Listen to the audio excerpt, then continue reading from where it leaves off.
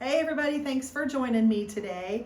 I'd like to talk about a song, Oh Holy Night, a popular Christmas classic. And usually when I go into the background of a song, I'm covering all the scriptural references and going into depth on the theology behind the song. But this time, I'm going to cover it a little bit differently. It's got quite the history. So, Oh Holy Night is a timeless Christmas carol, obviously, with a slightly controversial story. I got my information from several websites, including galaxynotes.com, just to let you know. The carol has multiple versions, the original French and the English variations being the most predominant.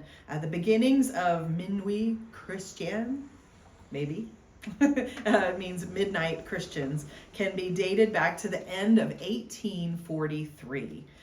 Placide Cappeau, I believe, the author of the French lyrics. He was a wine merchant and a poet, and although he was never particularly religious, in fact, some records say he was an atheist, a parish priest coaxed Cappeau to write a Christmas poem to celebrate the recent renovation of a church organ in his hometown. I guess that's kind of a big deal, right? At that time it was, in 1843. In the same year, Adolphe Adam crafted its accompanying music, and in 1847 the song was subsequently premiered by Emily Laurie, a famous opera singer. In 1855, John Sullivan Dwight translated the O Holy Night into English. And O Holy Night has a controversial, albeit intriguing story. The dissensions attached to it can be connected with two distinct factors. Number one, the lyricist was likely an atheist, and the composer was Jewish. And neither were so-called church regulars, which created kind of a furor among the conservative church communities and authorities. And although O Holy Night was initially incorporated and accepted into Christmas services, its atheist and Jewish origin was soon discovered, and they subsequently declared it unsuitable for Christmas services, received an immense amount of flack for a lack of musical flavor.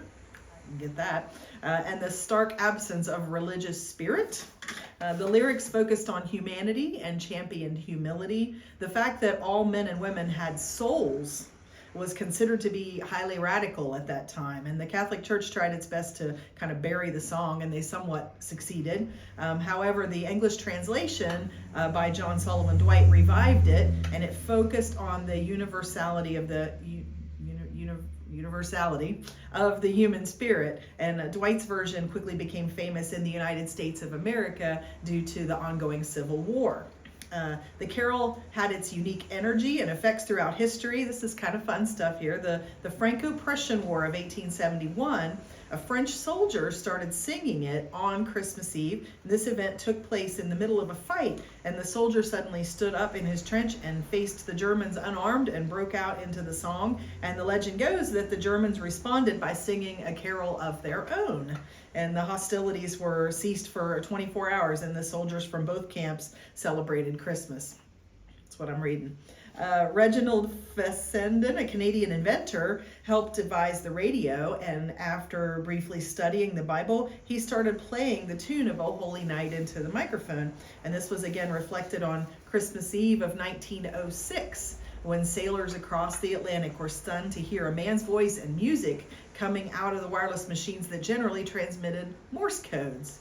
The teary-eyed sailors floating in the dark oceans were mesmerized and very much awestruck by the transcendent melody as it was played on the radio. Finally, in 1933, the carol succeeded in gaining mass recognition in the contemporary music industry. Contemporary. The song has many recorded versions and has left a vast footprint among both religious music, classical music, and popular music singers over time. O Holy Night has always been alluring. It holds true to the saying that music is might. Despite the controversies, multiple instances when it had been sanitized to suit the narrative of the church at the time, it has reclaimed its charm. It has survived its multiple detractors and has carved a niche of its own in musical history. The sweet melody blends well with its English version, offering a more abstract version than the original, far cry from the original French narrative. Oh Holy Night, it's fascinating. It crafts a beautiful image, serenely beaming sense of love and yearning for unity. And here is the English translation of the French lyrics. It says, roughly, according to Google Translate and other websites, midnight Christians, it's the solemn hour when God-man descended to us to erase the stain of original sin and to end the wrath of his Father. The entire world thrills with hope on this night that gives us a Savior. People kneel down, wait for your deliverance. Christmas, Christmas, here is the Redeemer. Christmas, Christmas, here is the Redeemer. The Redeemer has overcome every obstacle. The earth is free and heaven is open. He sees a brother where there was only a slave. Love unites those that iron had chained. Who will tell him of our gratitude? It's for all of us that he is born, that he suffers and dies. People, stand up, sing of your deliverance. Christmas, Christmas, sing of the Redeemer. Christmas, Christmas, sing of the Redeemer. And if you go, just Google the lyrics for Oh Holy Night if you don't know them, and you'll see pieces of this reflected in the lyrics. It's been reworked, obviously, for English.